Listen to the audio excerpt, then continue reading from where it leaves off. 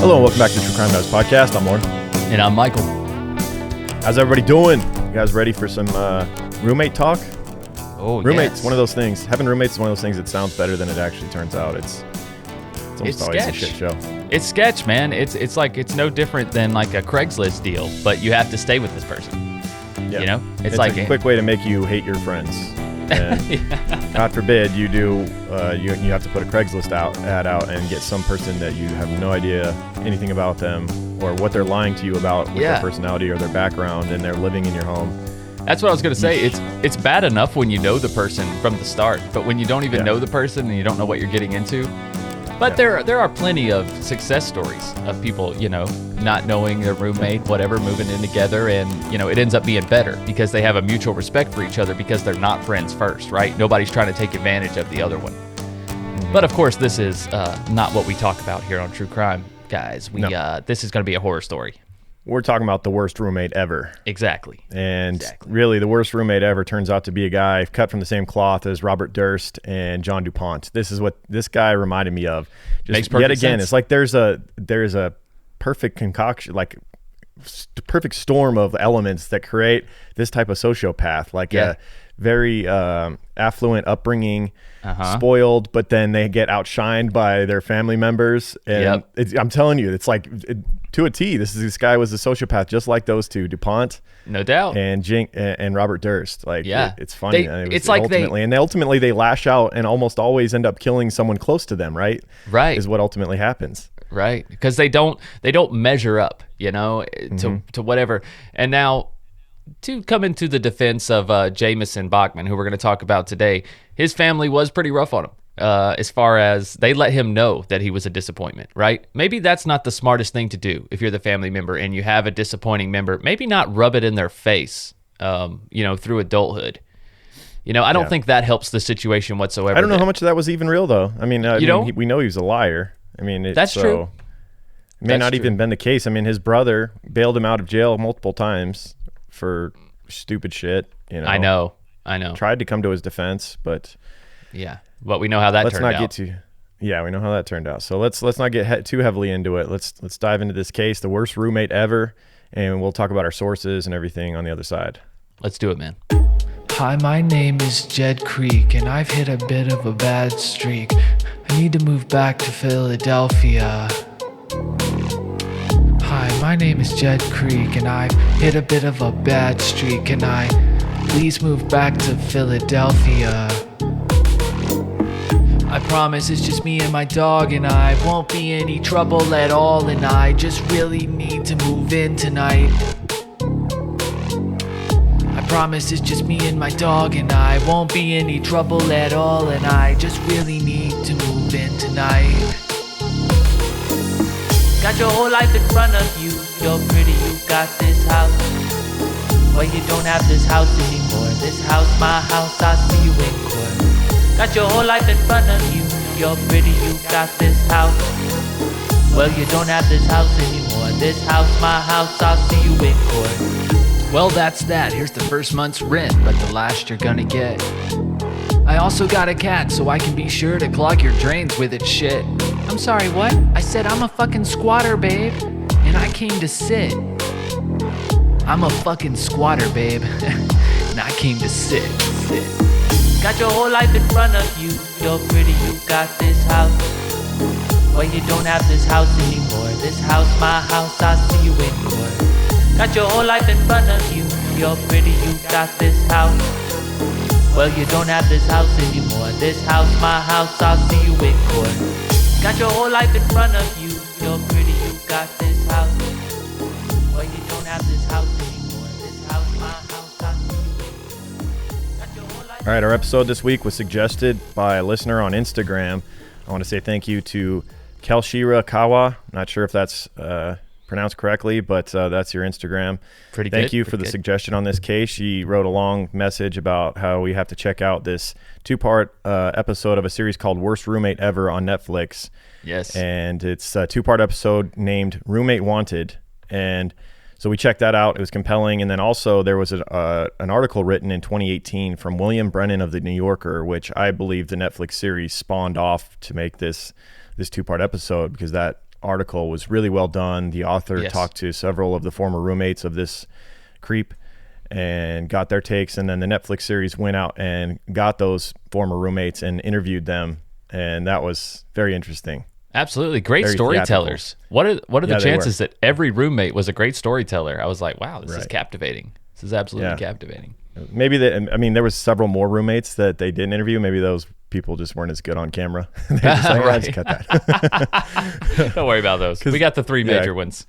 Because the main girl, Alex Miller, who we're going to start this story with, she was very compelling on screen and very theatrical, dramatic. She should almost be a play actor. Like, she's so Oh, I know. good at displaying emotion. So good at Yeah. it. Yeah, she was. I mean, Granted, but this was a very traumatic thing she went through. I So yeah, was about to it comes say. natural when you go through some shit like this. and she just got done with this in 2017, right? 2017, 2018, getting Yeah, done it's with still this whole fresh. debacle. You know what I'm saying? So yeah, it's pretty easy to recall those feelings, those emotions. Wasn't that long ago, and it could happen to anybody. That's what's so terrifying about these cases. Well, anybody that looks for roommates on Craigslist, That's right. I Yeah. do warn you of that yeah, thing. yeah, that's true. That's true. Each of these people did start with a Craigslist ad, so take it for Yeah. what it is. And also depending on the city you're in and the squatter laws that they have, like Philadelphia being one of the ones that gives more rights to a person who gets tenancy in your property. It Yeah. doesn't take much. Basically, all they have to do is get mail sent to your property, and all of a sudden they are like locked in. Like they can't Boom. be booted. Bro, you'd be surprised. I mean, you guys, if you are looking for roommates, it really is worth looking into these squatter laws in your area, because you'd be surprised at how lenient they are. I remember I was learning about squatter laws in Vegas, and it's insane, dude. Like how people can just set up shop, and like you say, if they just get a piece of mail sent there, and then all of a sudden they're a resident, whether they've paid any rent, whether they've signed a lease, whether they have any utilities in their name, all of that's irrelevant. Yep. That's terrifying, dude. Yep. Yeah, we'll talk more about this as we go through this episode. So let's start it out in March of 2017 with 31-year-old Alex Miller of Philadelphia, Pennsylvania. She was struggling during this time. She was dealing with the sudden departure of a roommate. So she depended on a roommate for her apartment that she had. Because her apartment was in a really nice area of Philadelphia. She loved this apartment, loved the area, did not want to go anywhere. So she needed someone to fill that void of that roommate that left. And her mom was up her ass because she was depending on her mom to cover part of the rent money until she could find a new roommate. And her mom was She was a tough lady. She was in this 2-part series, and yeah, she's a tough cookie, man. She Yeah, ends she up is. playing a big role in this case because she's such a tough nut to crack here. Indeed. And so, yeah, so she's got her mom up her ass. She's trying to find a new roommate, and her bank account was barely kept afloat by part-time work at a juice bar and at a nearby law firm filing paperwork, which also plays into this and helps her out a little bit because she needs some help from lawyers throughout this thing. Yep. Her mom had been forking over money, as we mentioned, to help her get by while she looked for a roommate. And her ad that she put up on Craigslist had been there for about 2 weeks when she got the call she'd been waiting for. She receives a voicemail from a man in March of 2017 that identified himself as Jed Creek. He called and left a voicemail at about 9 p.m. And if that name sounds phony to you, it's because it is. Jed Creek. Doesn't that just sound fake? Yeah, it does. It really does. Well, It this sounds Jed like a creek in Arkansas or some shit. That's because it is. Remember, the mom looks it up and she's like, all I could find was actual fucking little towns Yeah. in middle America or whatever. Right. If you can't find nothing with somebody's name, that is without a doubt a red flag. If you can't find a person with that Today's name, day and age. yeah, that's a red flag.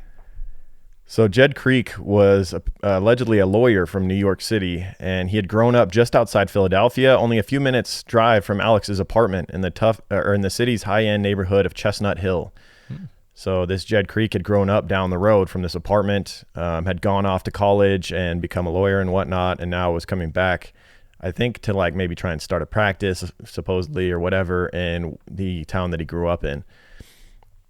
Okay. And he also had an online business, tutoring. So he explained that he needed a place to stay while he tended to family matters. He was apparently going through a hard time as well. His mother, he said, was old and frail, and his older brother was suffering from complications with hepatitis C. I've also heard that his older brother needed legal help, and he was there to help his brother. So it sounds like the stories were all over the place, which is the more we get to know this guy. Whatever sob sounds story likely. he had to deliver.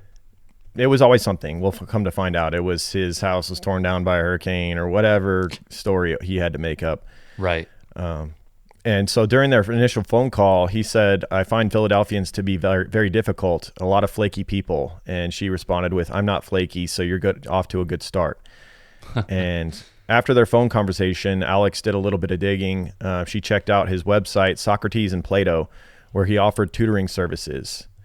And on that website, he had a biography, and everything seemed to check out. All of his degrees were listed on there, pictures of him tutoring people and whatnot. Right. He was a tall, slim, and handsome man with jet black hair.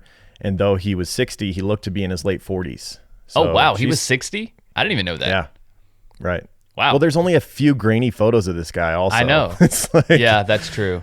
the two-part series on Netflix, they basically just recycle the same 4 pictures and just zoom in on them over and over again. You're like, all right, I've seen this picture already. I know, like it's 100 grainy times. as shit. It's like the Bigfoot photo, you know? I guess that's all they had of him. Yeah. And, you know, I guess if a blurry photo and then you got you a can of Just for Men's, I guess you could look like you're in your 40s, right? There you go. Yep. Yeah. But she's thinking she hit the jackpot, you know? You get an established man, a lawyer, good-looking guy, accomplished, and he sounds very cordial on the phone and everything. He was very good at sucking people in. He knew how to manipulate. Too good to be true. And so, yeah, usually if it seems too good to be true, it is.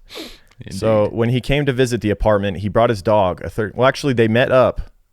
According to Alex in the interview on the TV show, they met up first at a park, right? Like went to a coffee shop, then he went and got his dog so they could go to a park and let the dogs play so that they could figure out whether the dogs were even going to get along, because if they weren't, then it was never going to work. Exactly. The dogs hit it off like best buds. They were playing. They went back from the park to Alex's apartment, which she hadn't told him where her apartment was, very wisely. Right. Until she had met him and got the dogs to meet and everything else. Then they walk from the park back to her apartment. The dogs lay down together. They start sleeping, and she's like, wow, this is great. And so, yeah, he had a 13-year-old border collie mix named Zachary, and she had an older black lab named Cosimo. So those dogs are hanging out. They're at the apartment, and he's this, gentleman, very nice. They hit it off. And at the end of the tour, they settled on her couch and fell into a deeper conversation. He shared his interest in Buddhist meditation.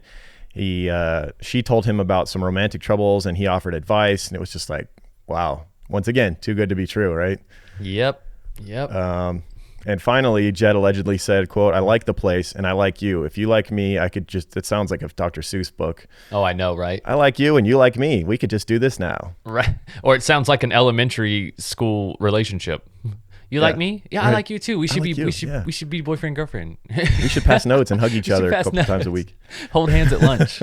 Right. The holding hands. Yeah. Yeah, that's a fine way to start. Memories. That's a fine way to start an elementary school relationship, but a roommate relationship? Yep. I don't know. Yep. And she was pretty excited when he said he could pay her on the spot. He pulled out a check from his pocket and made it out for $800.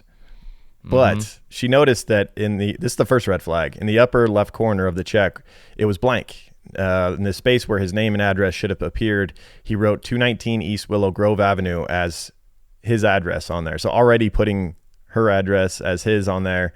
Oh. And that's the first step to, really successfully squatting is getting your name on some mail for that address. That's right. Once that's done, I mean, he was planting his seed right there, and planting a flag really in the ground. Yeah, seriously, because now she has accepted a check with this address. So like a lawyer attorney would be like, once she cashed that check, you cashed this check that he gave you with your address on it. Like you didn't notice this? He wrote it on there. Yeah. Yeah, that's damning. That's some damning evidence to start with. Yeah, and also the fact that she put the lease agreement in front of him and said, I need you to fill this out. And he was like, oh, yeah, no problem. And then just didn't fill it out. And it was sitting on the table day after day and just didn't fill it out. Nope. That is a bad sign. When he returned that evening, he comes back that evening. So right away, the first day they meet, he's moving in that night. He returns and she sees that he had all of his belongings inside of a few Rubbermaid bins and also had a cat carrier, because it turned out along with Zachary, he had a cat as well. And I think actually 2 cats. And we'll find out those were from former roommates of his, that those cats shouldn't have ever belonged to him. So we'll get into that. He was an animal stealer. Yeah, I mean, there's another red flag. He didn't mention that he had cats, and she, it turns out, is allergic to cats. And he assured her that the cat will never come out of the bedroom, that it's very shy, and yada yada. Also weird that he never brought a mattress to any of his homes that he would end up moving in with people. He would always just bring a bunch of comforters and throw them on the floor and say he's comfortable sleeping on the floor. Probably because he assumed that at some point he would be living in their master bedroom with their bed and all of their belongings. Right. He's like, they already have everything I need. So he's like a parasite. They're just like, they go into your body and then they take over and they're working your arms and shit. He's a human parasite. That's him. He doesn't need any of his own things. No. Why would you? Right. But when he's just going to assume your life. When a successful lawyer moves in with 6 Rubbermaid bins, your stomach's got to drop. You got to be like, oh shit, what have I just done? Weird. What have I done? Yeah. So the following afternoon, though, she felt a lot better when she went and the check didn't bounce. It deposited into her account and cleared.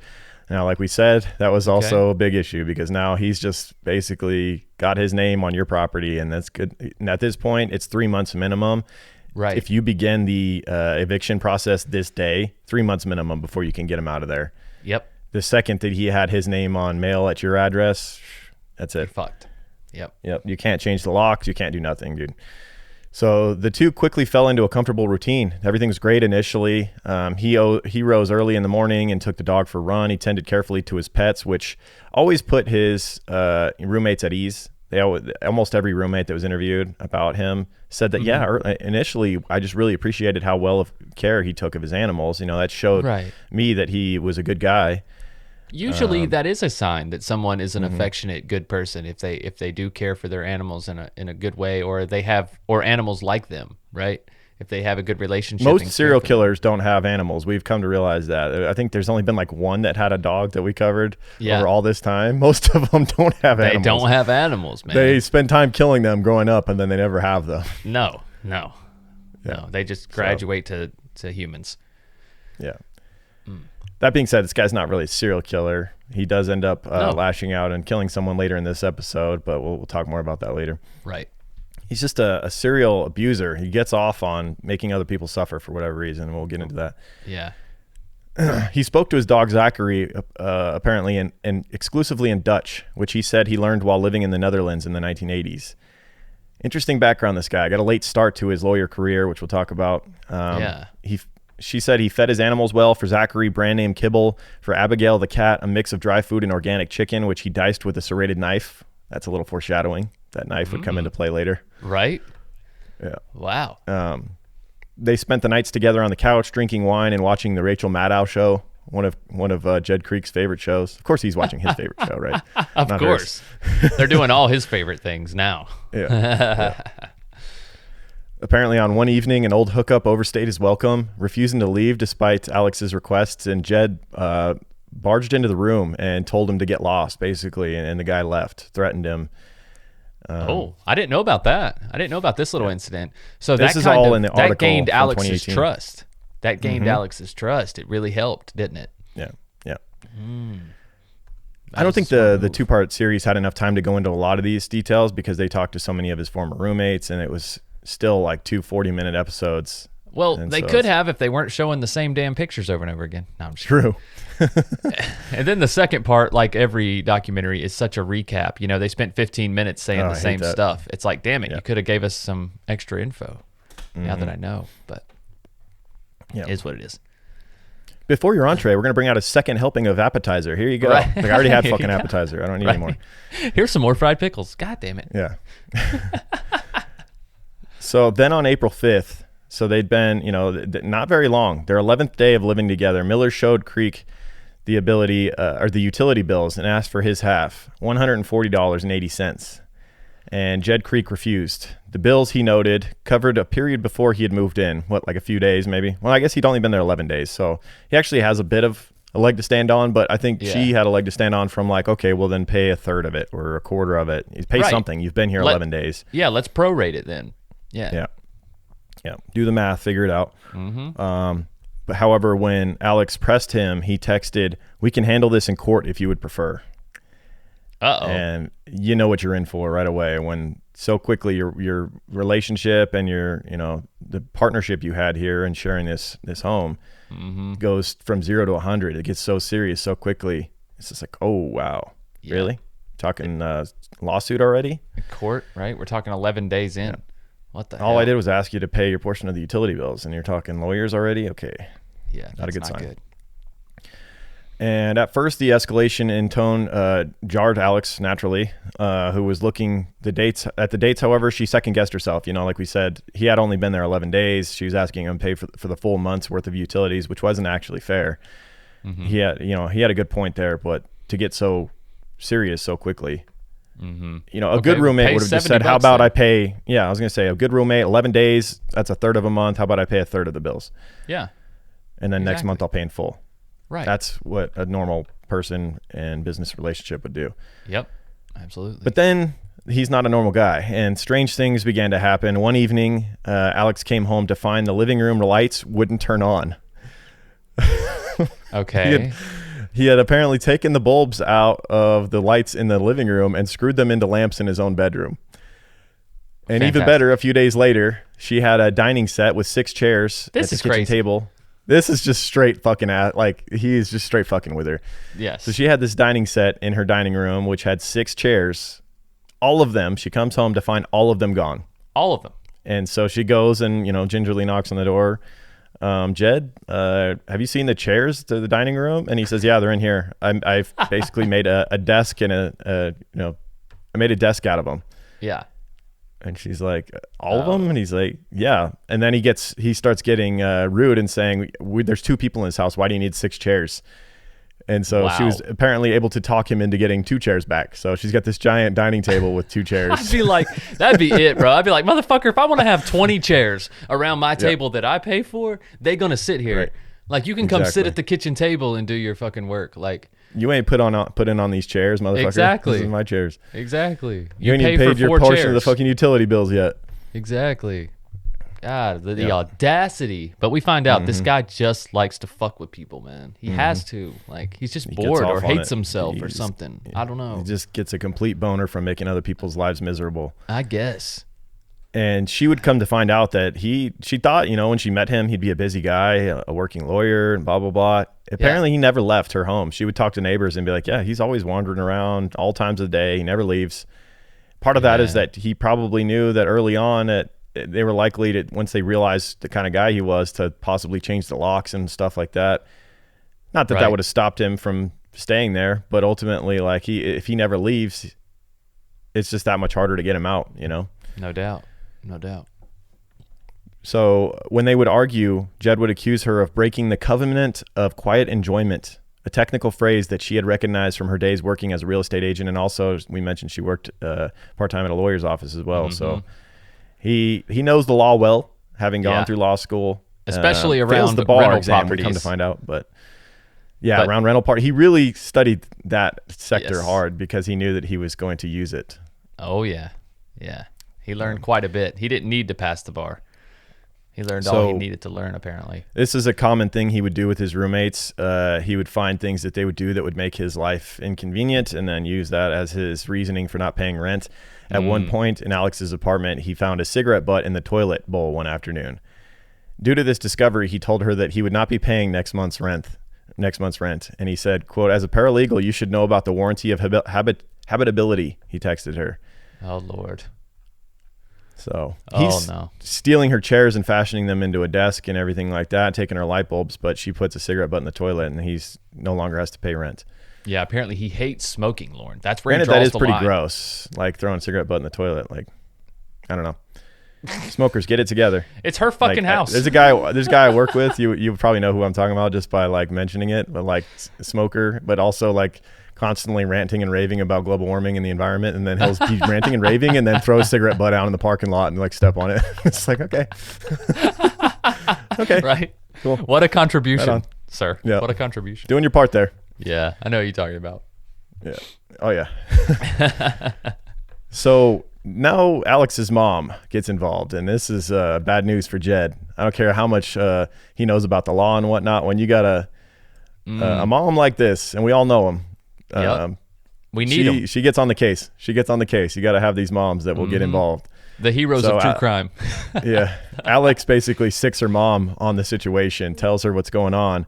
And hearing about Jed Creek's this alleged Jed Creek, his behavior, Alex's mom gets on the case and starts digging into Google to try and find this guy. And she is having no luck. Like we mentioned earlier, she's finding little towns called Jed Creek and things like that, and rivers and shit, and nothing. But then she finally types in Jed Creek phone number, and that combination gives her a different identity. It gives her a guy named Jameson Bachman. And so she calls her daughter right away. And when she finds some information about this Jameson Bachman character, right away she sees all these articles about serial squatter Jameson Bachman. This guy already had a reputation, which is why he had changed his name in the first place to Jed Creek. So she calls her daughter and says, Alex, we have a big problem. Jed Creek is not who he says he is.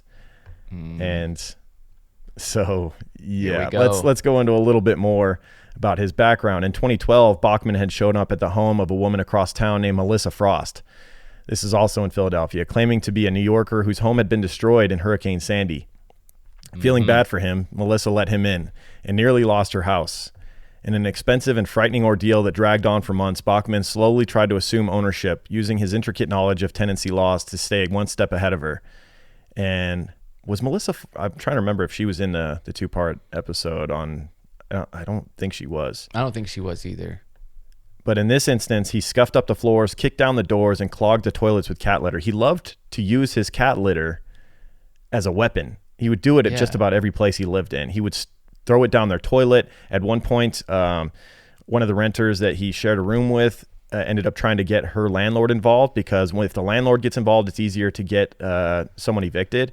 Yeah. And so he would start dumping his cat litter out the window onto the landlord's property, which was right behind. Oh, geez. He's just using his cat litter left and right as a weapon.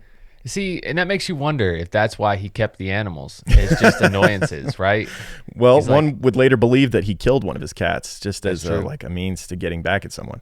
That's what I'm saying. Like, I feel like he had them just as pawns, or just further things that could also aggravate possibly people. As a means for what we mentioned earlier, to get the person to be his roommate to be comfortable with him initially. Oh, right. It's another thing. Like, you see how he treats them and it just makes you comfortable. Kind of like how we've seen some serial killers utilize a partner or who's like a female. That's true. In order to be able to abduct women. That's true. Some reason a single man with a dog is less threatening than just a single man. Yeah. Yeah. Oh, no doubt. Yeah. Yeah. I see what you mean. She said, Melissa said, quote, he went from being this cordial, polite person who understood he was a guest in my house to someone who was approaching me aggressively and flat out saying, this is my house now. And it turns out that Jameson Bachman had been doing this for a long time. He had dozens of victims spread up and down the East Coast, driving roommate after roommate into court and often from their home.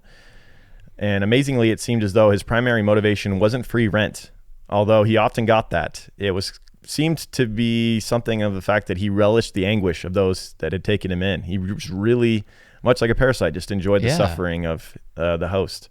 Because he really didn't gain anything. He never got to stay in these properties like super long term. I know he spent like 4 years with one lady, but for the most part, it's confrontational. It lasted for like 6 months or something, and it was the whole time was just back and forth, combative. Right, and like you said, we know his motivation is not just needing a place to stay, because who would want to live like that? I mean, even he is in constant turmoil of having to go to court and try to stay one step ahead. But I guess he liked it. He had to have liked it. He had, in order to live a life like this, because he had nothing to lose. That's the thing. I guess he had nothing to lose, because, like, let's say he loses in court, he just moves on to the next person, changes his name, right? And he knows that the law will benefit him over and over again. If he can just make his way into your home. It's almost like a vampire. They have to be invited in.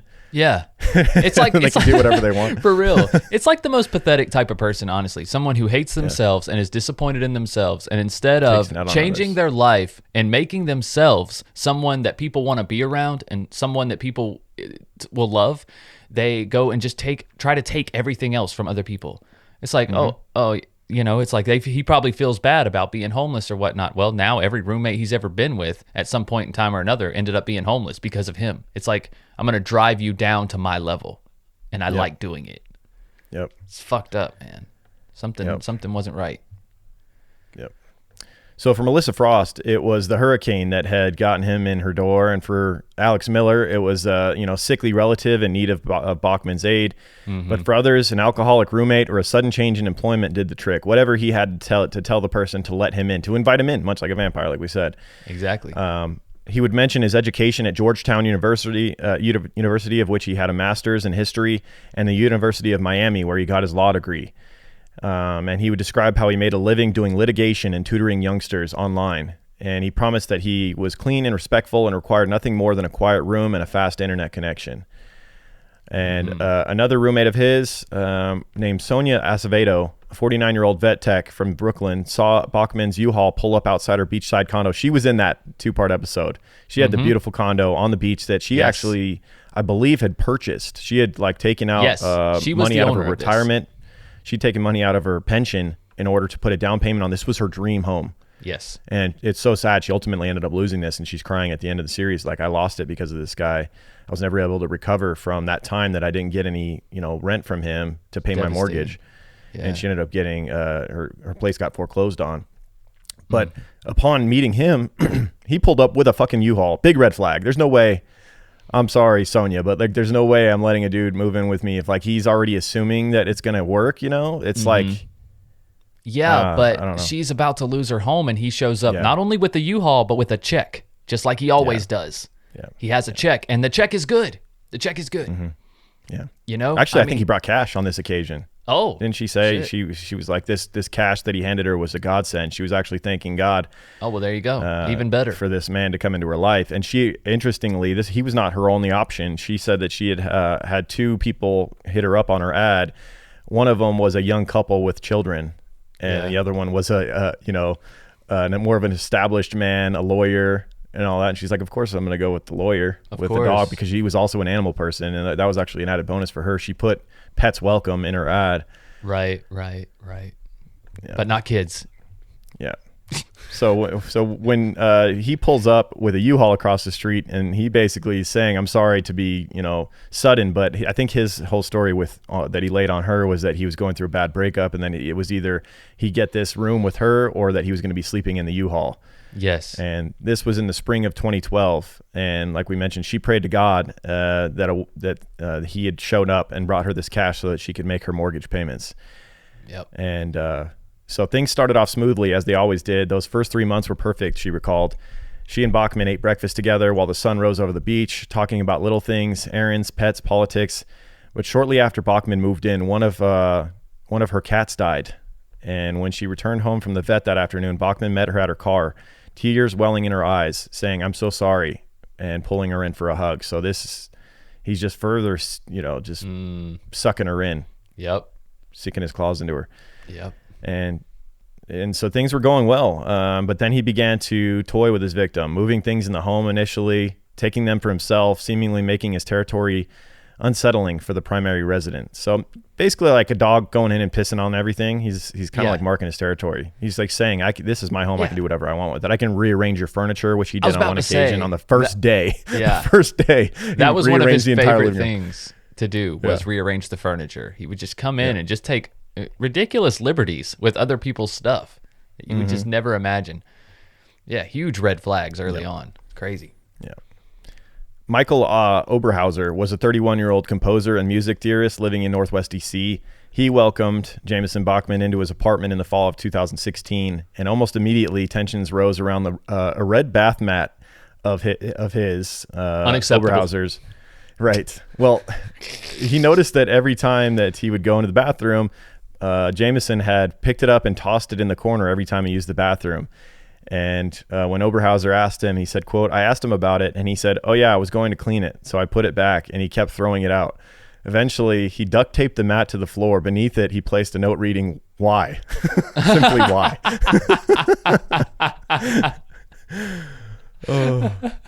Why are you keep moving this mat? Did he reply? Because this wasn't covered in the documentary either.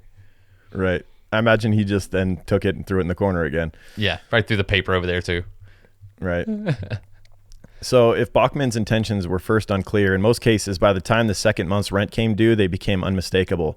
Time and time again, his roommates were informed that some minor discomfort they'd inflicted upon him, like we mentioned earlier with the cigarette butt in the toilet, or a dirty living room, or a dish left in the sink, had violated their lease and meant that Bachman wouldn't be paying his rent. As if he wasn't doing all kinds of shit to their stuff. I know. But I guess it doesn't matter when the lease is in your name, and he never signed like co-part on the lease, and he doesn't He's just living there. He doesn't Right. have to, like, there's nothing legally binding him to pay a certain amount necessarily. Nope. The landlord's going to go back to the initial primary renter who initially moved in and signed the lease, not the person who they then let live with them. Exactly. So when things would get tense, he would stop leaving the house so they couldn't change the locks. One of his victims, who we mentioned earlier, Melissa Frost, the one that he had claimed his story was Hurricane Sandy, was what uprooted him. She became so fed up that he had unplugged her microwave, that he'd put his microwave in her kitchen. That's what it was. Okay. She got so fed up with his antics that she unplugged his microwave and brought it upstairs to his room, telling him he couldn't keep his things in the common areas. Jameson shouted that she had no right to touch his things, and no right to touch his things. Wow. The audacity. Seriously. He then used the microwave to push her slowly backward until she was teetering on the edge of the staircase. You would see this time and time again. He would bully women. I mean, he would straight up like get in their face and punk them, like physically, like insinuate that he's going to hurt them. Yep. And in this case, pushing her to the edge of a staircase is very threatening. Absolutely. You like to play those mind games. On this occasion, Melissa Frost had a friend over, and this friend intervened, and Melissa would call the police. Sometime after the cops arrived, a calico cat of Jameson Bachman's named Emma disappeared. And Bachman wrote, this is what we mentioned earlier, where he may have killed his own animals in order to get what he wanted. He would write to Melissa in fury, quote, in all caps, "You are the proximate cause of my cat's disappearance and presumed death. Do not communicate with me again unless it's through your attorney." Yet even after all of this, Melissa Frost approached him to try and negotiate a peaceful exit. She offered to return the money he paid in November and to try and find him a new place to stay. However, hearing her offer, he just laughed. And this is another thing he would do. He would maniacally laugh at these people. It seems like he almost exclusively, I guess there was a couple male people that he rented rooms from, but he seems like he targeted women because he could really bully them more so. And he would laugh this just evil laugh like, "Ha, you stupid girl, you're not getting anything out of me." Right. And he burst, when he just laughed, she burst into tears and he pretended to comfort her. Quote, he goes, "You got your whole life in front of you. You're pretty and you're talented and you got this house. Well, you don't have this house anymore. The house is my house." Ugh. Good Creepy. Lord. Good Lord. Yeah, that was She one of says his it was favorite like something phrases. out of a movie. She says it was like something out of a movie. Yeah. He is so creepy, man. He loved to tell people he was going to take their house. Yeah. That was his first defense right there. They would come at him with anything, be like, "All right, that's it. I'm taking your house." It's insane. So his legal training had come later in life as he had returned from those years abroad. So let's get into his background. As a kid, Jameson Bachman had been groomed for greatness. His parents raised him in Elkins Park on the northern part of Philadelphia, a really nice part of Philly. His father owned a construction company, and his mother stayed at home. He had a brother named Harry for 4 years, Jameson Sr. His brother was handsome and multi-talented, juggling the varsity soccer team and starring in plays. And Jameson was always kind of chasing after his older brother, who was beloved and plays a large role in who he ultimately became. He let this define him, the fact that his brother was more successful than him. I guess so, but like when they interviewed some of Jameson's friends, they all looked up to him. They all thought he was cool and talented and, you know, good looking and whatnot. And it's so crazy that Jameson was the only one that didn't see this. All he did was, it was just a fucking pity party his whole damn life. Mm-hmm. Absolutely. Even as a kid, he was telling his best friend Bob, who we hear from in this case, that, you know, you don't understand how bad my home life is and this and that. And it's like, but everyone else in your family says differently. Like, you were basically like spoiled to death. You know? You're the only one that feels this way. Like something's weird. Everybody you meet's an asshole. We've said it before. Exactly. So where Harry, his older brother, was outgoing and humble, Jameson was anything but humble. Quote, "He was the cockiest kid you ever met," said Bob Friedman, one of Jameson's closest childhood friends, who would play a role in this because they would have a long hiatus from seeing each other as Bob went on to become successful and Jameson went on to, you know, do whatever, move all over the world and then come back at 40 and start a career in law. Right. Jameson harbored no doubts about his own abilities. He earned high marks, excelled at tennis, and spent his free time devouring books on the history of Western civilization. According to Alex Friedman, Bob Friedman, sorry, his best friend Bob. Jameson had an almost unquenchable competitive streak and very little interest in a fair fight. weekend after weekend, he would force Bob Friedman to play a board game called Midway, which simulated the 1942 Pacific Theater battle in World War II. Basically, the game was slanted towards the Americans winning, and of course, Jameson had to be the Americans every time, forcing his friend to basically lose over and over again every weekend, just so playing fun. into his narcissism. Yeah. Yeah, Wow. right. So fun. Right. This Bob guy, man. What a he trooper. needs some more self-esteem. Why are you hanging out with this asshole? That's what I'm saying. I'm like, Bob, ditch this motherfucker. right. But I think Bob was also friends with Jameson's older brother, Harry, as well. I think he was probably more of the draw as to why he went over there and hung out with. But I think Bob was closer in age to Jameson, and Right. they hung out a lot more. Oh, okay. Yeah. All right. So Jameson's older brother would turn out to be the star, but Jameson was supposed to be the golden boy. Quote, his parents made him think he was the Christ child, that he could do no wrong, Bob mentioned. He remembered Jameson's mother, Joan, as a Carol Channing type, an ebullient woman who pinched her son's cheeks. They doted on him. It was always, "You're doing great, champ. You're doing the best." And actually, Jameson had a grandfather who he adored. And his grandfather, I think at one point later in life, said that you were the horse I bet on and you failed me. Yeah. Yeah. So he That's had a tough. lot, he had a lot of pressure growing up, I guess, to be perfect, essentially. And his older brother did basically pass the test and was perfect. And maybe the pressure just got to Jameson. Yeah. Trying to follow in his footsteps. Yeah. But also be different. That rarely happens where two brothers follow the same path. Usually, if one brother succeeds in something, the next brother doesn't want anything to do with that shit. He's like, no, I'm doing my own thing. We already have somebody who does that. I'm going to do this, but I think Jameson wanted to be his older brother, and he was just never going to be him. Yeah. And instead of making his own way and finding his own things he's good at and whatnot, he just had pity party for the rest of his life and brought other people down. Yeah. Yeah, Bob talked more about their family dynamic, and he said, it got to the point where it was almost phony. It was over the top. It felt like they were both performing a role. And we mentioned the grandfather. So Jameson had a role model, his maternal grandfather, Abram J. Brem Levy, a prominent attorney in the city of Philadelphia. In the 1950s, he had co-founded a criminal defense firm with Samuel Dash, who would go on to serve as chief counsel to the Senate Watergate Commission in 1973. And as a trial lawyer, he became a fixture in the local papers. So he was like a local hero, badass attorney, always on the spotlight on him. And once again, just further reminds me of both Robert Durst and also John DuPont, coming from prominent families and having all this pressure and then not living up to it. Yep. And being a stain on the family name, apparently. Right.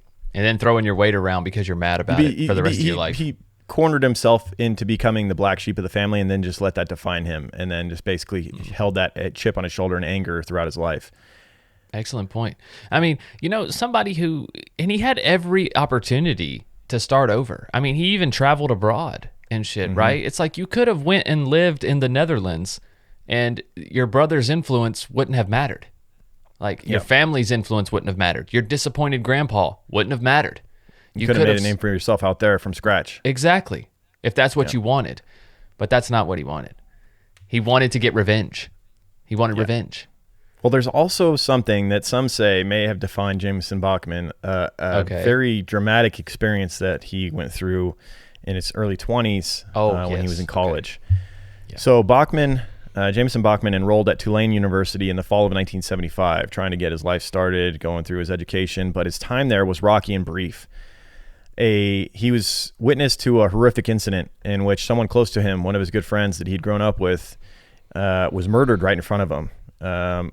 In campus, in the Chai House, just off campus.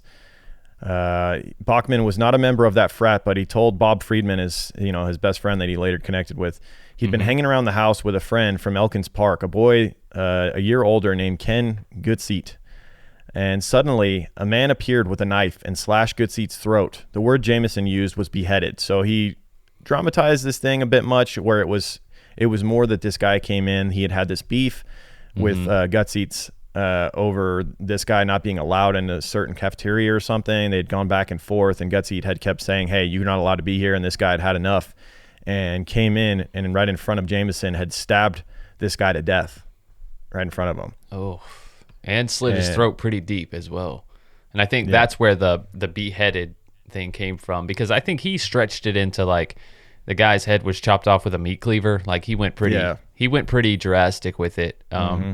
But in the article, I mean, in the documentary, they actually showed an article from the newspaper, and it was a throat slashing. But it was a throat slashing right in front of him, no doubt. The killer was a 25-year-old student librarian named Randall Vidrine. And him and the victim were said to have had been feuding since the previous fall after Vidrine called campus police on Gotzitz for eating a cheese sandwich among the stacks. Whatever that means. What I think there were sandwiches for the students or something, and this librarian guy who was not allowed to eat them ate one or something. I mean, it's like also like, bro, whoa, let it go.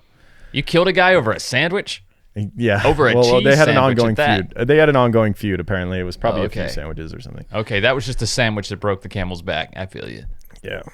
Okay. So after this, the traumatic experience, Jameson Bachman returned home in the summer of 1976. Family and friends found him shaken. He appeared oddly paranoid and ranted to Bob Friedman, his best friend, about the rising tide of anti-Semitism and threats to the state of Israel. And so apparently this attack was anti-Semitic when it really had something to do with a cheese sandwich. Well, yeah, I know, right? Now I'm wondering, because Gutsy, I guess that does sound like a Jewish last name. Yeah, it does sound like a Jewish name. Gutsy.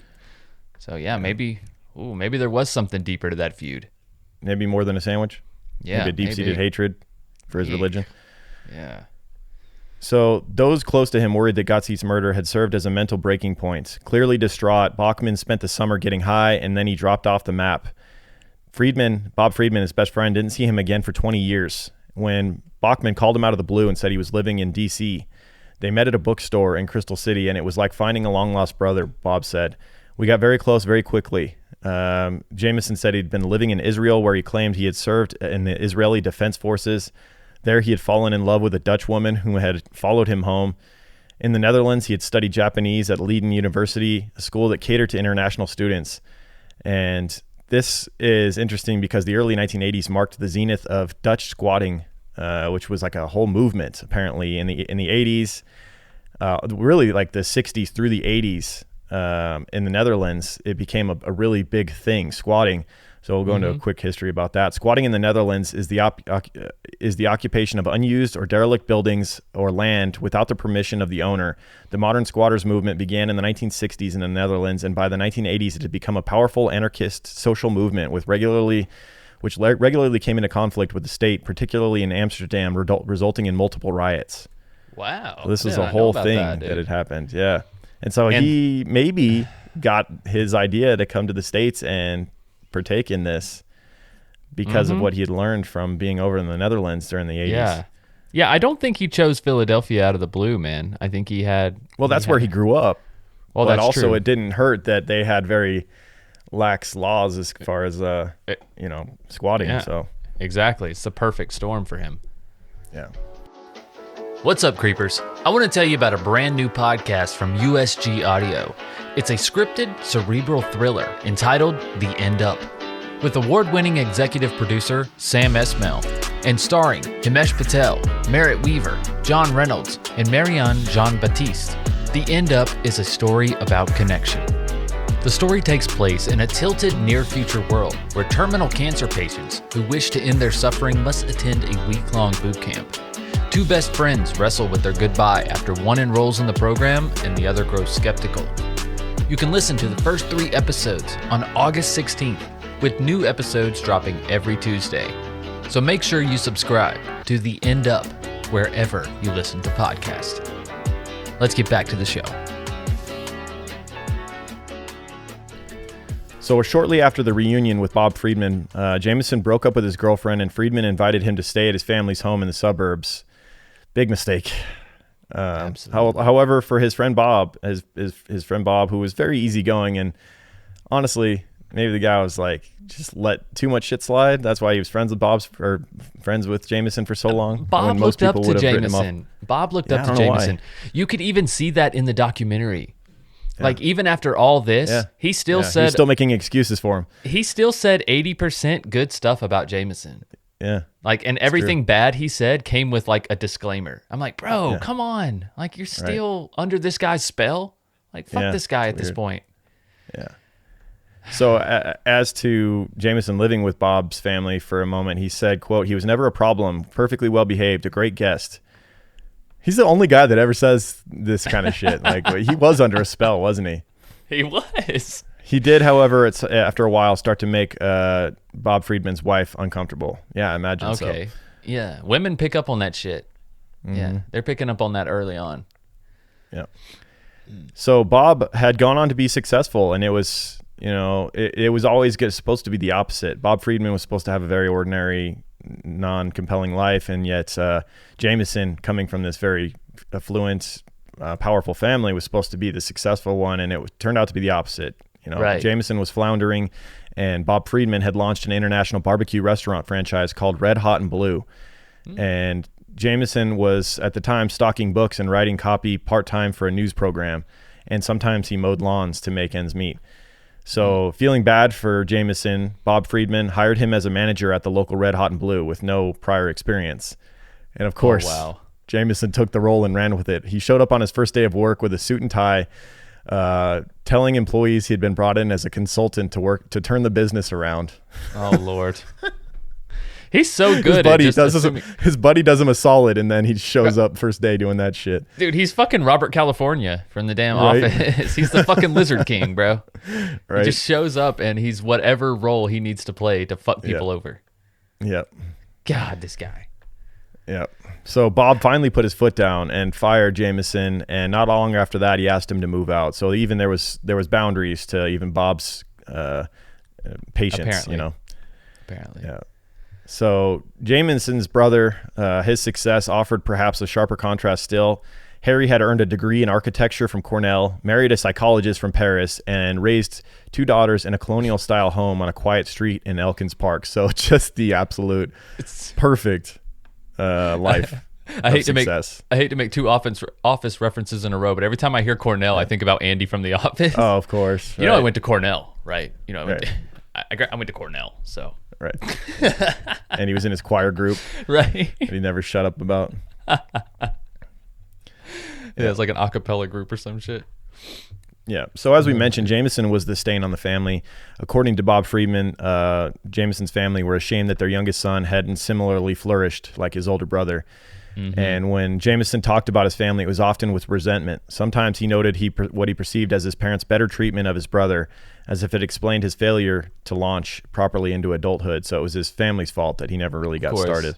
Bro, it's always somebody else's fault. Yeah, when you're a narcissistic sociopath, there's always somebody to blame. You know that. You can't take responsibility. Get out of here. Yeah. Even some of the roommates that he had tortured mentioned that Jameson expressed a deep-seated hatred for his mother. Quote, Jameson would say, "At least you had a mother. I didn't have a mother after the age of 8 because I had a mind of my own, and she didn't like that." So. Yeah. Mommy troubles. Man, he's just got all of them, don't he? Yep. He's got them all. Everything's everyone else's fault. That poor guy. Just that poor soul, man. Just given a bad lot in life, Mm-hmm. You imagine some of the people who truly gotten dealt bad cards in life. Yeah. Thrown into really impoverished areas with almost no avenue for success, and then they hear this guy's fucking sob story. Came from a rich family. There's too much pressure on me. Oh my God. Get over it, bro. Yeah. Wow. So Jameson, when his father died from cancer, he didn't go to the funeral. Shortly after, he returned home where the fate of his father's estate was being determined. And expecting to receive a portion of the money, he was told his mother claimed it for herself, and he was furious. Oh. I mean, you haven't been around your family for the last 20, 30 years. Right. And you didn't go to your father's funeral because you're angry at him, and yet you expect him to, have had you put in the will. You expect the mother to dole out some of that cash. Right. Dude, you get what you give. You get what you give, and he gave nothing to his family in those later years. And so you can't expect them to give back to you. Yeah. You can't. One thing he did, one group of people he did impress, however, were his professors when he was going through college. He was the teacher's pet. And they found him to be remarkable. When he got his second law degree at the age of 45, his instructors at Georgetown and the University of Miami remembered him as remarkable, a student with extraordinary talents. He was this, quote, a star researcher whose contrarian style made classroom discussions lively. And one professor from Georgetown wrote, "In 20 years of university teaching, I have encountered very few people of his caliber." Oh God, that's just what he sounds needed. He sounds insufferable in class, right? If you're one of the other students, I know he's just constantly trying to dunk on you and shit, and try and make you look bad in front of the professor. And that's exactly, and that was his whole motivation. If there's somebody that he can ruin life for or make things miserable for, then that's his motivation. And I think in a classroom setting, his motivation was to make everyone else look bad. So he would do whatever he had to do, and in that case, it was succeeding. I could just imagine someone like answering a professor's question in front of class, and then him just maniacally like, "Ha ha ha! Oh, that's cute," and then going into his whole spiel. Oh man, that would be good, except for you're wrong. Yeah, exactly. Yeah. So here's what it really is. Right. What a douche. So Jameson may have started his legal education late, but he wasted no time putting it to use, tangling with at least 3 people in housing disputes before he'd even graduated. However, in 2003, another thing would go on to find him. He failed the bar exam on his first try and never bothered to take it again. So as brilliant as he was, I know the bar is supposed to be brutal, but if he's as genius as his professors say he was, you think he would have passed it on the first try easily. Well, he's probably too smart for the bar. So that's what it is. Yeah. So there's the bar's really not designed for out-of-the-box thinkers. Right. It's designed for people who follow the program to a T. Right. These contrarian, out-of-the-box thinkers, the bar, are always going to struggle. Yeah, it's just a waste. It's like an IQ test. Why even take it? It would be so off the charts. It would be embarrassing. So it's not even worth my time. It's not even worth it, bro. I'm not even going to take it again. Yeah. So having not passed the bar, his legal skills were then limited to a single client, himself. And so one woman suing for the repayment of more than $36,000 in debts became, in Bachman's words, quote, bitter and a woman scorned. Alleging she'd given him herpes, Bachman countersued her for torturous transmission of an incurable venereal disease. Oh, wow. Wow. I think that had to have been the woman that he lived with for 4 years, right? Because it would take that long to rack up that much cash in rent, right? And that was the woman that they dated for the first year or two that they were living together, and she greatly regretted this. Yes, because they started as like a romantic relationship, and then he moved in, and then she just could not get rid of him. She couldn't get rid of him. Yeah, couldn't get rid of him. Yeah. And then another victim of his pointed out how Jameson had a tendency to clog his roommate's toilets with cat litter, and elicited the statement, quote, "Correct me if I'm wrong." This is what Jameson's response was to the whole kitty litter thing. He said, "Correct me if I'm wrong, as I only have 2 graduate degrees, but my understanding was the proper place for shit is in a toilet." So dumping his kitty litter box into the fucking toilet is the proper way to go, according to the law, apparently. He's a fucking asshole, dude. He's such a douche. He's the worst. Yeah. So the judges oftentimes saw through his bullshit. They hear bullshit all day long. They know who the shit peddlers are, so to speak. And when he stepped before Judge Marvin Williams in Philadelphia to accuse Melissa Frost of destroying his property, Judge Williams told him, quote, "I find you to be totally incredible. I don't believe a word you say, and frankly, you're frightening." Right. Incredible, not amazing, like uncredible. Right. Like I've never seen anything like this. Right. You couldn't be further from credible. Yeah.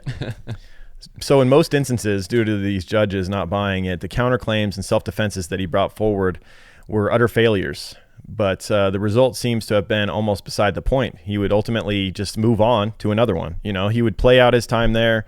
Ultimately, they would, most of the time, the person that rented the room to him would win in court. But by then, they'd been drained mentally, physically, financially. He'd leached every bit out of them, and then now he moves on to a new host. He'd already sucked you dry of everything, and now he's going to move on to a new host. Wow. Well put. Well put. That's exactly. And that was his only intention. He wasn't really trying to win the apartment or any of this. He just trying to take shit for free over and over again and ruin people's lives. Back in 2005, he was hired to teach at the Thornton Donovan School, a private school in New Rochelle. And the headmaster of this school offered him an apartment in a beautiful home on a peaceful street near campus. And according to one former roommate, Jameson began boasting about how much he'd impressed the school, So much, he said that they were already considering making him the school's next headmaster. Oh my God. Which was an absolute joke. Even the woman he was living with at the time, the one that he was leeching from for 4 years, said like, I don't think that's going to happen. And at which point he like turned on her like you get that different change in his face, and they said his eyes would go black. Yeah. He was teaching, by the way, like 8 and 9-year-olds. It was like Right. basic primary school, and like he was just bullying these kids. Basically, like his program was far too difficult for them because he thought he was, you know, the most intelligent man around. Right. And the students were complaining to their parents and to, you know, the principal that like this teacher scares me. Basically, there was one review of him that was left on a website called Rate My Teachers, and the quote was, "He scares me." That's it. So Yeah. not likely to become headmaster. No. He took it way too freaking serious. Now, I know it was a private school, and so, you know, they probably had uniforms. The teachers probably were all of, you know, very high degree and whatnot. And so he thought he was going to come in there, and he's like, finally, a school worthy of me. Could you imagine if they'd actually given him the role of headmaster, the mistake that would have been? Oh like, my God. You'd never get him play out of that there. out a couple years down the road, and You'd have to principal bulldoze the school to get him out what of was there. the principal in Matilda Trunchbull? Oh. Her name. Just throwing kids out of windows and shit. That would You're be fucking stupid. Slinging Just them throwing around kids by their out. pigtails. Yeah, you got the hole. He'd have the hole to stick the kids in when they had a wrong answer. Like, Oh my God. It's just full of cat litter. Right, exactly. He just dumps cat shit on their head whenever they have a wrong answer. Oh my God. Yeah, he's awful, bro. So when in the spring, when the school informed him that his contract would not be renewed, he withheld his rent in protest and refused to move out of the faculty apartment. This ain't like just some random apartment, you know, that someone's renting a room to, bro. This is not gonna go well. Right. They will evict you quicker. You know, they're a school. They got means. So after 2 months, the school would ultimately evict him. And now we'll go into Arlene. So this is the woman we keep alluding to, who he leached from for 4 years, who he dated for a little while. Arlene, her last name is brutal, so I'm not going to say it. She was a 43-year-old professional dog walker living in Queens, and she would make the mistake of allowing Jameson to stay with her in June of 2006 after his eviction from the school. So this was around the same time that he just gotten kicked out of that school, and he's given her the whole sob story about how they didn't understand him and yada yada. Right. So at the time she took him in, Arlene and Jameson were casually dating, and she lived on a railroad apartment above a hobby shop in Richmond Hill. And he would often use this as a complaint as to why he wouldn't pay rent too, because it was such a noisy apartment, because the train would go by. He couldn't study because of it, and yada yada. It's like, bro, the train was here when you moved in. Like, that's you can't. No, you can't use that. Yeah. My God. She made Jameson guarantee he'd stay no longer than 2 months.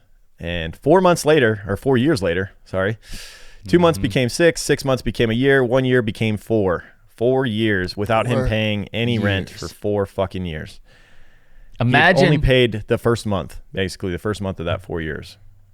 Dude, imagine living with somebody in your home that you don't want around, but they're in your home, your safe place, for 4 years. You pull up from work and you're just looking up at the light on. I think she mentioned that, and you're just like, God damn it.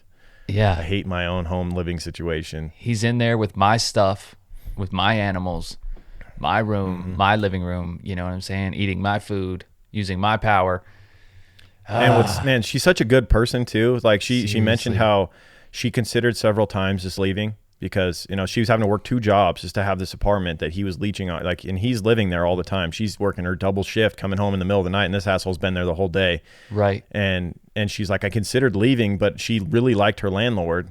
You know, he really liked her. He was an older guy that they had a great renter, tenant situation. Right. And, she knew that if she left, she'd be sticking this poor guy with this guy that was not going to pay any rent, and he wouldn't get anything for his apartment. And finally, she snapped. In October of 2010, more than 4 years after Jameson had moved in, she opened up one of the bills and just lost it. She turned to Bachman and demanded he pay for the cable bill, and Jameson laughed at her and said he wouldn't. And she says she wasn't a violent person, but rage overcame her and she slapped him. In response, Jameson showed his true violent side, grabbing her by the throat, and she ultimately pulled herself free and ran to the street for help. But the mistake here is that she hit him first. She hit him first, and she also wasn't quick enough filing the restraining order. He beat her to the punch, and that ultimately costed her. Yes. So although they lived in the same house, they both were basically told by police who were trying to figure this whole thing out. They were told by police on both ends to file protection orders against each other, which legally required them to remain 100 yards apart, which is hilarious because they're living in the same small apartment. Right. It can't even be 100 yards apart. Yeah. So they both file for restraining orders, and they're both given them. However, he filed his first and got it stamped and, completed first, and that ultimately decided her fate. So she decided that the only way she could ultimately get him out was to file for eviction, something she should have done years ago. She should have done it 3 months into the situation when she realized where it was going. Yep. So on a November morning, she and her landlord went to the Queens City Council Civil Council Court to put in the paperwork. And when Jameson learned that she had filed for his eviction, he retaliated, filing a police report that claimed that she had come at him with a knife, persuading the police to arrest her. So she described this fucking creepy situation in which she finally asked her landlord for help, saying, I can't get this guy out. Can you help me? They go together. They file the eviction, and Jameson somehow found out. Like, he must have overheard their conversations about it or whatever. He knew that they went and filed this. So she said the next morning after she filed that, she was brushing her teeth and she looked over her shoulder, and there he was standing there with just this evil glare. And she leaves for work, and that was the day that he called the police and claimed that she had come at him with a knife. Just out of the blue, he just comes up with this.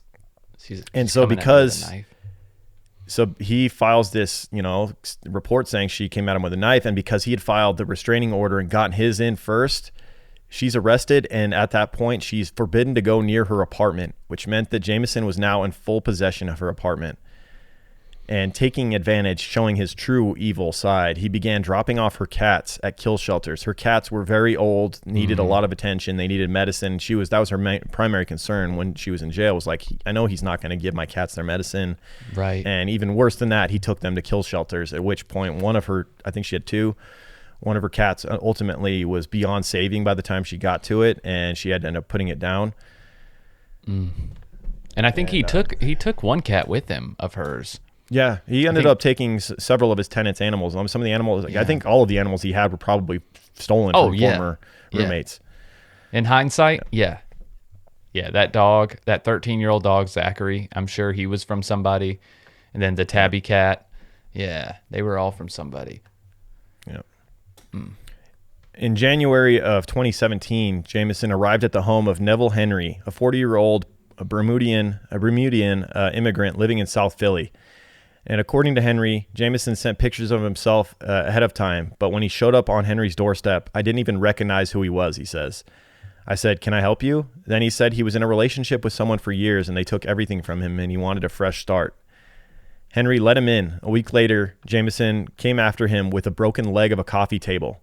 So it seems as though, as we get to the end of this case, when he gets to Alex Miller, the person we started this case out with and we'll end with. Yeah. By the time he got to 2017, he'd been doing this so long and he was just getting aggressive way quicker. He wasn't playing the long game anymore. Right. As soon as you let him in, it seemed like within weeks he was showing violent tendencies. He was very bold and brash about the fact that this was now his home. Right. And there wasn't that sweet kind of honeymoon stage when he first moved in that there was early on. It was just straight to just like psychopath. Well, he probably just gave up on that, Lauren, because he realized that no one was just going to see it his way, the right way. Yeah. I think these honeymoon stages were like, I'll give this person an opportunity to go along with everything I want. Yeah. And if they can't go along with everything I want, then I'll get which is going to be impossible. Exactly. I mean, any relationship is about cooperation, right? It's about accommodation. Yeah. But I think later on, he was just like, fuck this. I know these people aren't as smart as me. They don't know as well as I do. They're not going to do things the right way. So fuck them. I'm going to show them who's boss right away. And I think that's just his fucking narcissistic tendencies. And look how much he's gotten away with. Like, with every other type of criminal, they get more and more brazen, more and more bold. Yep. And that's what he's doing here. That's what he's doing. And this thing's all about to come to a head. This thing has a dramatic conclusion. So after he moves in with Henry, this guy living in South Philly, Neville Henry, and goes after him with the leg of a coffee table within a week. Jameson would then abandon that house and later sue Henry, trying to recoup his rent. Then 2.5 months after that was when he changed his name to Jed Creek and moved into Alex Miller's apartment, the girl that we started this case with. And by the time he had arrived at Alex Miller's home in March of 2017, the only loved ones in his life left were his pets, Zachary and Abigail, the dog and cat, whom he called his, quote, children. And at this point, he'd gotten a name for himself. The Jameson Bachman name was now was now well known. Popular. And so that's why he decides to change it to this Jed Creek character, because there's actually already articles and things written about him online. That's what Alex's mom ultimately finds when she types in and tries to dig him up. And so a few days after Alex and her mother, Susan, discovered his true identity online, Susan Miller, Alex's mother, let herself into the apartment unannounced, and Jameson came roaring out at her, quote, "What are you doing in my home? This is my daughter's home," said, "my daughter's home, Jameson." And at that point, this is the first time he's been called Jameson in this situation. He now knows that she knows his background. Right. And she says his face went pale. It was the first time either of the Millers had acknowledged they knew his true name. Jameson had brushed off Alex's demands to leave with a mantra, quote, "I'll see you in court." And so Alex just devises a new plan. She realizes it's going to be hard to get him out legally, so she's going to have to flush him out by making him uncomfortable. There's certain like parasites, insects that if you certain things they burrow into your skin, you dump some alcohol and they'll burrow their way out because they're just miserable. Yeah, that's what they tried to do. Yeah, so they're trying to smoke them out, if you will, like bees. Right. You can smoke them out. Yeah. Make it miserable for him to be there. That would be my next step as well. Yeah. Yep. So by May 1st, she devised a plan. So this has been a few months now. She brought him in March, and she now realizes how hard it's going to be to get him out. She reads these articles about the former situations that he'd been in with roommates and things, and so she devises a plan on May 1st to have a large party in her apartment. She invites a dozen friends. Her mother as well is at the party. And they described the party on Facebook as, quote, "a send-off for the serial squatter Jameson Bachman." And this was meant to reclaim the space that was hers and let him know that he was not welcome. Right. And she knew that he started his online tutoring sessions in the evening, like around 7 p.m. So that's when she started the party. And she did all the things that he hated. He hated loud music, especially rap. He hated drinking and smoking. So everybody in there was obviously partaking in drinks, and they were actually blowing cigarette smoke under the bedroom door into his room. Nice. She also went online and found photos of Melissa Frost, his former roommate that he had made life a living hell for. And she printed and taped up photos of Melissa Frost in the bathroom above candles so that Bachman could see them. And, quote, she said, "I wanted him to know I knew his past and to have his face to the people he harmed, put a face to the people that he harmed." Yeah. Damn, so this was bold. He turns to his number one weapon, the kitty litter. At around 11 o'clock, Bachman emerged with a box of cat litter and dumped it into the toilet. That's such a weird, first freaking defense. Right. I don't know. I just don't get this guy, man, with the kitty litter. Jesus. How much kitty litter does he buy? He must buy this shit in bulk. If he wasn't buying so much damn kitty litter, maybe you could just pay your rent and you can just live a happy life. You fucking asshole. Yeah. He then stormed out of the apartment with a backpack slung over his shoulder, with his dog slinking behind him. So the party raved on, and her friend took a drill to Jameson's bedroom door and removed the knob to where there was now just a hole looking into his bedroom. Nice. And nothing securing it. Now, as the party wound down, friends begged her to stay with them for the night, knowing that, if he returned, things could get ugly. But Alex refused. She went to bed with her door open. And before dawn the next morning, she heard Bachman rise unusually early and leave the house. Moments later, she heard the door open again. At this point, she was in the bathroom. Yeah. And he barreled down the hallway and slammed the bathroom door open, pushed her against the wall with his hand on her throat. But when she screamed, he retreated. He went back to his bedroom, at which point she was enraged. She's been absolutely assaulted in her own bathroom.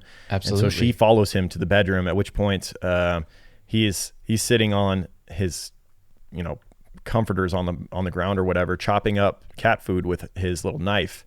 Right. And standing in the doorway, she shouted, "Who the fuck do you think you are?"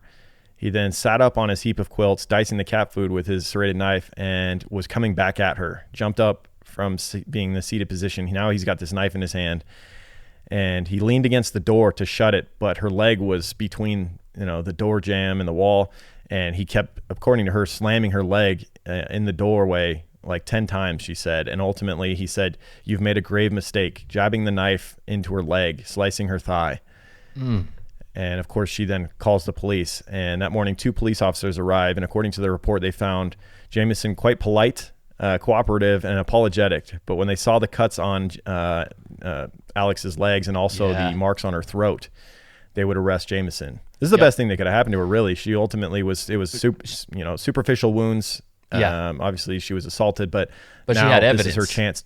Yeah, this is her chance to finally get him out for good. He finally fucked up and assaulted her. Yep. And so Jameson was charged with aggravated assault and other felonies and sent to jail. And Alex obtained a protection order while he was in jail. Inside his room, she was basically told, like, okay, you can now officially evict him.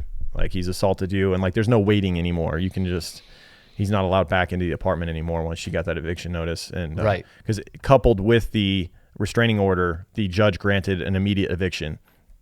So she's now going into his room and clearing up, gathering all of his shit to bring it to him. And her mother decide it's probably a good idea for them to give him back his belongings in front of the jail. That way, there's less likely for him to try and do anything crazy. So inside his room, they found hundreds of pages of court filings against previous roommates. And in the back of his closet, she came across a blue box, which contained a cleaning kit for a 380 caliber pistol and a box of bullets. But the gun was nowhere to be found. They ultimately turned the apartment upside down looking for the gun. They cleaned out cabinets, peered into the air conditioning vents, rented a metal detector, and even scoured the lawn, but the gun was nowhere to be found. So Jameson ultimately gets bailed out almost immediately by his older brother. His older brother, Harry, decides to bail him out, and he starts living with Harry and his wife, Carolyn. They took him into their home in Elkins Park, only to learn what living with him was like. That didn't last long. Right. And Harry was not too keen on that experience. And so when he bailed him out the second time, the Millers arranged to meet him outside of the local jail to bring him his belongings. Right. They had everything except one major thing, the dog, his collie. They had basically donated it, or basically let one of Alex's friends adopt this dog. Yeah, one of Alex's friends adopted a dog. Yeah, took the dog in, feeling bad for it. And so that morning, the morning of the exchange in front of the police station, Jameson stood outside of the station filming the Millers with his phone and narrating their arrival. And as police observers hovered nearby, they handed him the Rubbermaid bins and Abigail the cat. But Jameson was enraged when they declined to give back Zachary, the dog. They had sent him to live with a woman in the suburbs, and the judge had permitted her to keep him. So this was, allowed by the judge, the dog situation. And so as the Millers left the station, Jameson pulled up alongside them in a rented car and rolled down his window and said, "You're dead, bitch," before speeding off. She then, at the behest of her mother, stormed back into the police station and told them what he had just said, violating his protection order. And a few weeks later, he was rearrested and put in prison again, at which point he grew frantic about his cat, which had been left behind in the Airbnb that he was renting after his arrest. So he then relies on his older brother Harry, whom he resents and has held up all this it for years because the family chooses him over Jameson. But it was his only option. I mean, he'd burned every other bridge in his life. And so concerned about getting bailed out early so he could get his cat back, he calls Harry, but it had been fostered out to someone by an animal shelter while he was in jail because Harry didn't get to bailing him out quickly enough. And of course, he held this against Harry. Of course. So on October 28th, Harry bailed him out a second time, and Jameson asked to stay at Harry's house in Elkins Park, but Harry refused. Smart. Harry's wife, Carolyn, was out of town to see their newborn grandchild, with plans to have Harry meet her the following week. And she feared that, something bad might happen if Jameson made an appearance at the house, and she asked Harry to stay elsewhere. Like, don't go back to the home. We're worried that Jameson's going to go there and be waiting for you. And shortly before 7 o'clock on the evening of November 3rd, Harry did, in fact, against his wife's wishes, stop at the home on his way out of town. So he was going to head, to out of state to be with his wife and see his grandchild, but he wanted to make a quick stop at the house, probably to grab something. Mm-hmm. And as he pulled up in Caroline's red Ford Escape, he saw an unwelcome sight confront him. He texted his wife, quote, "Guess who just showed up as I drove in?" He texted his wife, and then he responded immediately, "No, don't guess. It was Jameson." Harry had been scheduled to arrive in upstate New York later that night, but he never made it. And so, of course, his wife becomes concerned, especially after that text, and she calls the police to do a welfare check on their home.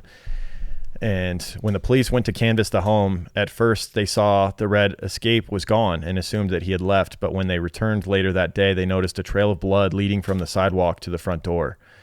And when they entered the home, they found a bloody disaster. They followed the bloody drag marks, quote unquote, to the basement door, which had been blocked by a box. And when they opened the door, they saw on the stairway the body of Harry Bachman, which had been basically bludgeoned to death with a blunt object. There was no knife or gun used. It was blunt force trauma. Did they find the weapon? Because No, I don't think couldn't. so. Yeah, okay. I couldn't find that either. I don't know if he just beat him to death with his fists or if there was, some sort of object used. Yeah, I doubt that. He used something. The Jameson was 60 now, and his brother we mentioned earlier was 4 years older. So it was, they're not young guys anymore. I mean, who knows what kind of physical shape his older brother was in. Right. But soon police discovered the red Ford Escape in the parking lot of a hotel up the road. And what led them actually there was something so stupid. Jameson actually took his brother's credit card, went up the road, and used it at a motel. And he left his brother's phone on in the home where he'd murdered him. And the police are there investigating the scene, and they get a notification pop up on Harry's phone that says that, you've been charged for your stay at the whatever hotel. The credit card was linked to his phone. And this is modern day issues when you kill people, like the kind of shit that can happen. Yep.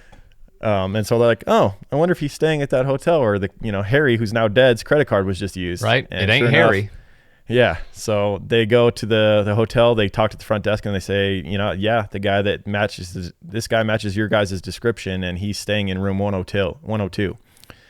And so they get a SWAT team at around 10:30 p.m. to break down the door. And what happens next is unclear. The police originally reported that Bachman submitted without incident, but an affidavit filed a few weeks later claimed that he rushed at the SWAT team, swinging a lime green campfire axe at them in a figure X pattern. And actually, the police interviewed in that 2-part Netflix show said that one of the police had been struck in the face with it, right? Yes, and one was struck in the arm. Yeah, and you see the they should have shot and killed this motherfucker. Fuck, I mean, that's what I'm like, man, that's amazing that he didn't get killed, right? Like, bro, I made Swiss cheese out of this bitch, man. He comes swinging an axe. It was probably because it was a SWAT team, and like they had this. I'm imagining they had a full gear, like probably the shields and the helmets. I see what you're saying. It didn't hurt. And if it wasn't a gun he was coming at him with, yeah. But still, so he took a beating because the mug shot following his arrest for this showed him quite beaten up, bloodied and black-eyed and everything else. So he took a beating for that. And his preliminary hearing was set for the morning of December 11th, but he'd never make it. A few days after his arrest, he hung himself in his cell in Montgomery County Prison. And that piece of shit. The deaths of the Bachman brothers left Alex Miller, the woman who he had his latest renter feud with, wrecked with guilt. She said, quote, "I felt responsible for all of it.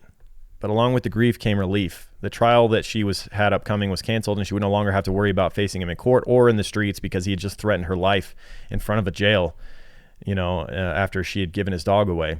Yeah. But yeah, you imagine, I could see how she would feel bad because she was kind of at the center point of this whole thing. Her getting him arrested, which of course, it was justified, him getting arrested for what he had done to her. Right. But led to his brother bailing him out, which led to his brother needing to bail him out again. And then that whole, him blaming his brother for not getting him bailed out quick enough and leading to his animal being given away and yada, yada. Right. Ultimately, I mean, remember, wasn't John DuPont going to kill his brother at some point. Or no, that was no, that was Robert Durst. That was Durst. Remember, he had gone to his brother's home to kill him. It's just so much reminded me of that, right? He blamed the success of his brothers so much for the way his life had gone, and the only way to make it right was to end them. And it's the only way to make it Durst even. was unsuccessful. Yeah, thankfully Durst was unsuccessful.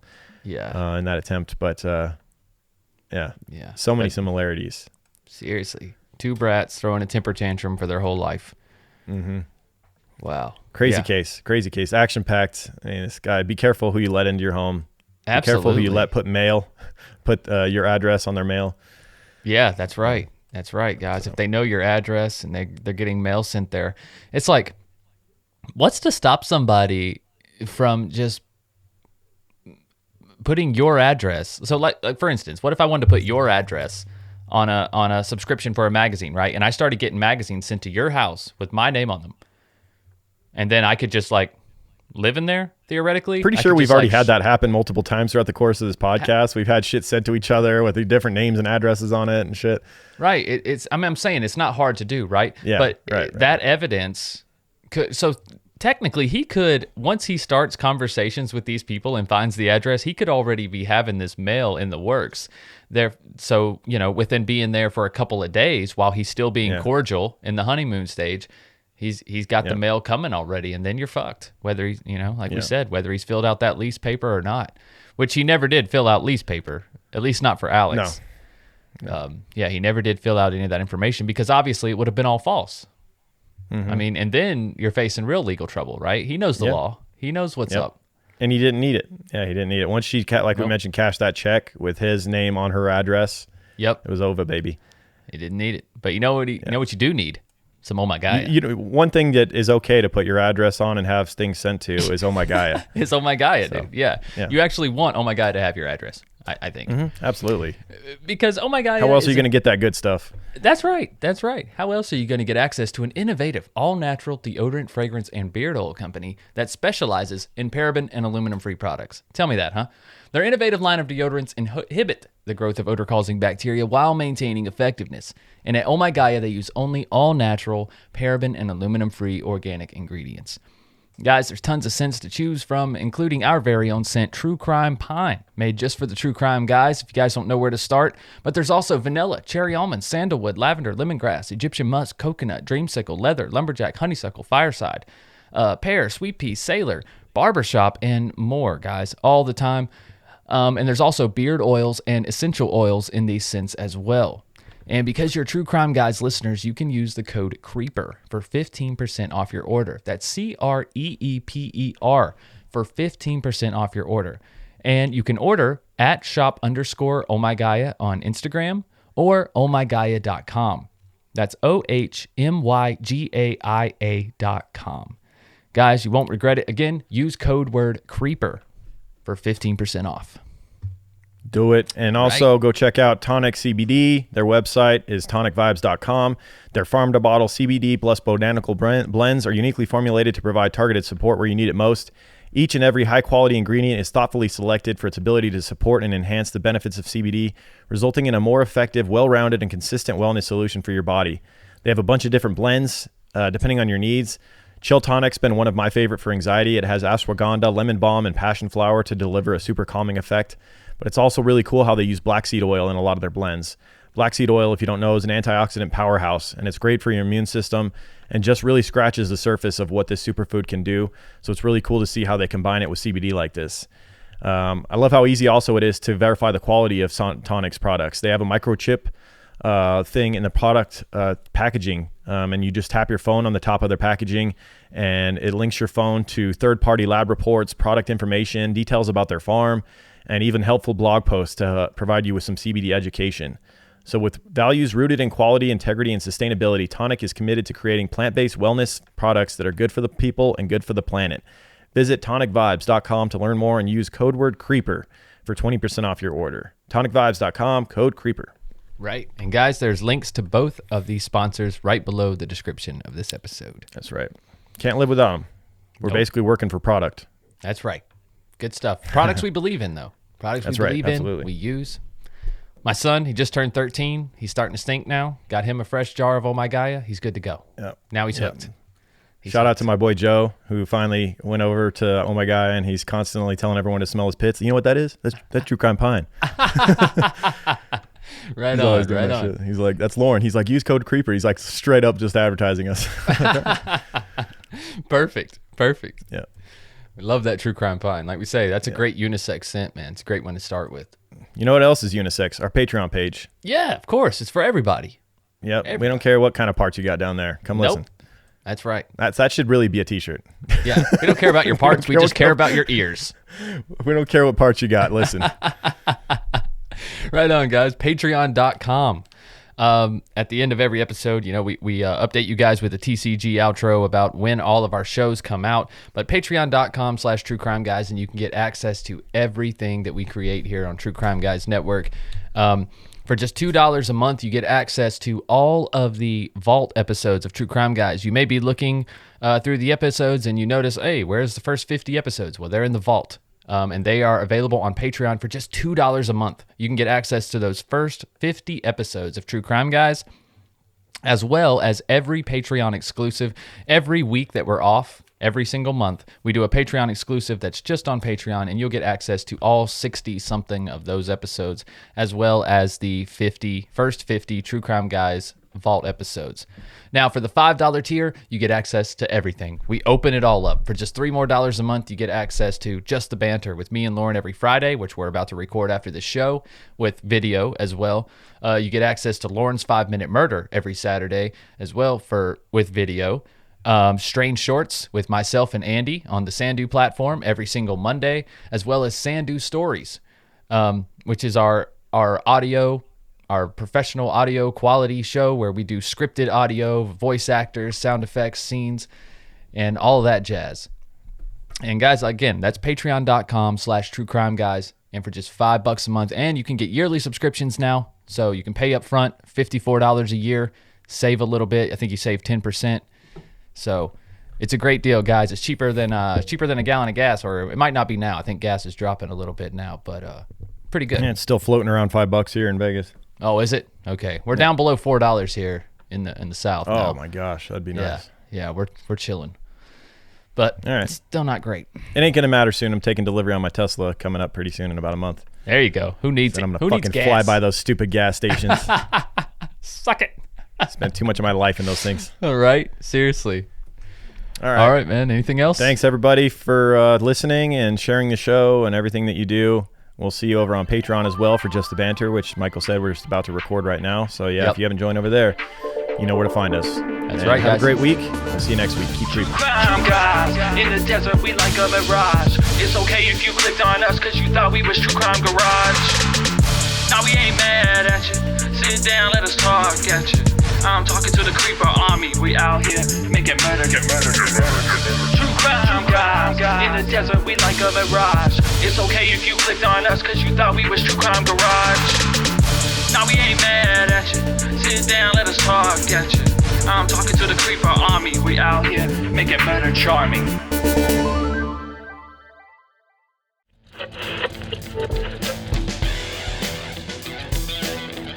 From the minds of True Crime Guys, come. TCG Weekly. If you've enjoyed this episode, please feel free to check out all the other programs on the TCG network. Every Wednesday, a new episode of True Crime Guys proper, Strange and Unexplained on Mondays, and Full House Fantasy Football on Fridays to start your weekend. And if those aren't enough, head on over to our Patreon account, where you can have access to hundreds of hours of content, including older episodes and other Patreon exclusives like Strange Shorts, Sandu Stories, Higher Thoughts, and the 5-Minute Murder Show. But until next time, guys, keep creeping. Hey, how do you shut this thing off? Over?